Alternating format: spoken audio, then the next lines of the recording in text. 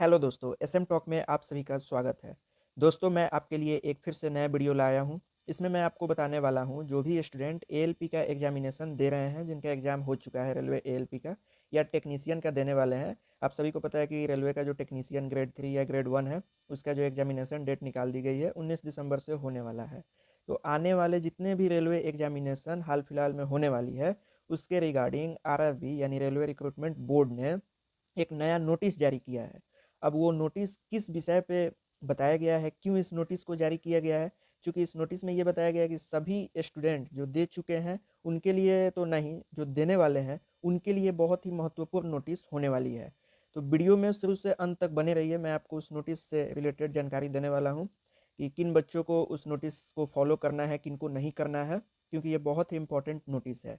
और मैं आपको थोड़े से हिंट दे दूँ, ये एग्जामिनेशन सेंटर पे उस नोटिस में जो भी बात कही गई है वहाँ पे पालन की जाती है। तो वीडियो को शुरू से एंड तक देखिए और चैनल पे नए हैं तो प्लीज़ सब्सक्राइब कीजिए ऐसे डेली वीडियो नए नए अपडेट्स के लिए। और वीडियो को लाइक करना तो बिल्कुल ना भूलें। तो चलिए इस वीडियो को शुरू करते हैं। दोस्तों, आप यहाँ देख सकते हैं ये ऑफिशियल नोटिफिकेशन है जो कि मिनिस्ट्री ऑफ रेलवे के द्वारा इसे जारी किया गया है। अब मैं आपको बताता हूँ कि इसमें क्या वो महत्वपूर्ण बातें कही गई है जिससे आपको समझना पड़ेगा। आरआरबी परीक्षा बोर्ड में शामिल होने वाले अभ्यर्थी के लिए महत्वपूर्ण सूचना, आधार बायोमेट्रिक को अनलॉक करने के संबंध में। समझ सकते हैं? तो ये आखिर आधार बायोमेट्रिक को अनलॉक करने के संबंध में क्या कही जा रही है, उसे पहले समझते हैं। आवेदन जमा करने के चरण के दौरान अपने आधार को सत्यापित करने वाले अभ्यर्थियों सहित सभी अभ्यर्थियों से अनुरोध है कि वो अपने हित में यह सुनिश्चित करें कि परीक्षा केंद्र में आने से पहले उनका आधार यूआईडीएआई प्रणाली में अनलॉक स्थिति में रहे, ताकि परीक्षा के दिन असुविधा से बचा जा सके तथा पंजीकरण और परीक्षा संबंधी प्रक्रिया में सुविधा हो।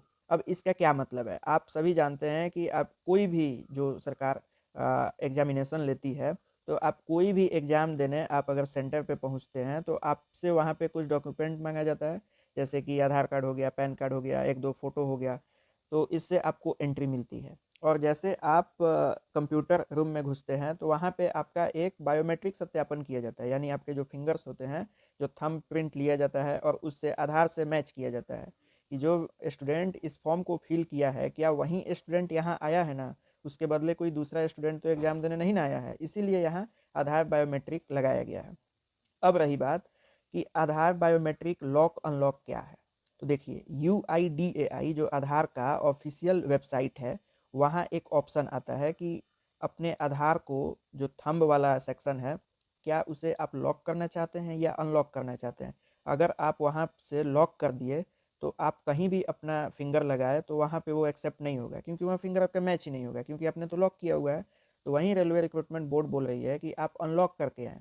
तो मैं आपको नेक्स्ट वीडियो में बता दूंगा कैसे अनलॉक किया जाता है। यहाँ फिलहाल इस नोटिस को समझिए कि आपका जो ये स्थिति है वो अनलॉक में होना चाहिए। अब कैसे पता करें कि आपका आधार लॉक है कि नहीं या अनलॉक है कि नहीं? तो मैं आपको सबसे सिंपल सा स्टेप्स बताता हूँ, उसे आप फॉलो कीजिए। आपके हर मंथ राशन आप लोग को मिलते होंगे। राशन में आपका भी नाम होगा, आपके फैमिली का जो भी राशन कार्ड है उसमें आपका भी नाम होगा। तो राशन बायोमेट्रिक से ही मिलता है, एक नया रसीद निकलता है और तब जाके आपको राशन दिया जाता है। तो आप अपना जो थंब है उसे लगाइए और देखिए कि आपका थंब वहाँ एक्सेप्ट होता है कि नहीं। अगर आपका थंब एक्सेप्ट हो जाता है तो समझिए कि आपका जो फिंगर है वो अनलॉक सिचुएशन में है, लॉक नहीं है। तो रेलवे बोर्ड का कहने का मतलब यही है कि जो भी कैंडिडेट अब से एग्ज़ाम देने आ रहे हैं, उनका जो फिंगर है वो अनलॉक पोजीशन में हो, ताकि सत्यापन करने में समस्या ना आए। नहीं तो आप तैयारी करके खूब अच्छे से जाए और वहाँ जाने के बाद क्या होगा कि आपका फिंगर ही वहाँ मैच नहीं हो रहा है। तो इस सिचुएशन से बचने के लिए रेलवे के द्वारा ये नोटिस निकाली गई है, तो मैंने इसके बारे में बता दिया। अब ये देख सकते हैं ये इंग्लिश में लिखी गई है, तो खैर हिंदी में समझे या इंग्लिश में समझे, दोनों भाषा में लिखी गई है और दोनों का मतलब एक ही है। ठीक है, अब ये है कुछ और। Attention to applicant candidate of CEN issued in 2024 with regard to Aadhaar verification के द्वारा ही ये भी बताया गया है। तब इसे समझ लेते हैं कि ये क्या है। और यहाँ आप देख सकते हैं ये 29/8/2024 के ये डेट में इसे निकाला गया है। लेकिन जो ये ऊपर वाला है ये कब का है? ये आप यहाँ देख सकते हैं 30/11/2024 का ये है, यानी 30 नवंबर, और आज ये 3 दिसंबर है। तो ये बिल्कुल लेटेस्ट अपडेट है। ये उन स्टूडेंट के लिए फ़ायदेमंद होगा जो टेक्नीशियन के, एएलपी के तो दे चुके हैं, जो आगे टेक्नीशियन के देने वाले हैं, एनटीपीसी के देने वाले हैं, उन बच्चों के लिए ये बहुत ही ज़्यादा हेल्पफुल रहने वाली है। अच्छा, जो आधार का सत्यापन है तो ये आपका फॉर्म फिलअप करने के दौरान भी किया जाता है। तो उसे कैसे समझना है तो मैं बता देता हूँ कि आप चुपचाप क्या कीजिए, जो ऑफिशियल वेबसाइट है। किसका ऑफिशियल वेबसाइट? जो रेलवे का ऑफिशियल वेबसाइट है उसको खोल लीजिए। मैं इसका लिंक डिस्क्रिप्शन बॉक्स में डाल दूंगा।